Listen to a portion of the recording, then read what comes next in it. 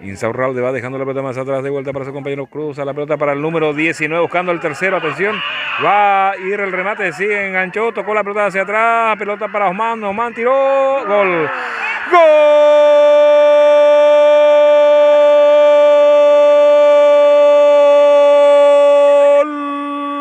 del 14 de mayo, era Osman Romero pone el tercero y liquida el partido, señoras y señores.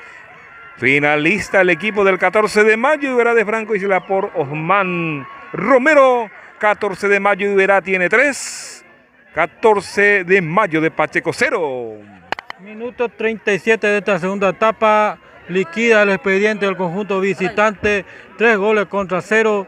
Faltaba nada menos el gol de Osman Romero, que gran jugador que entró al partido, desequilibró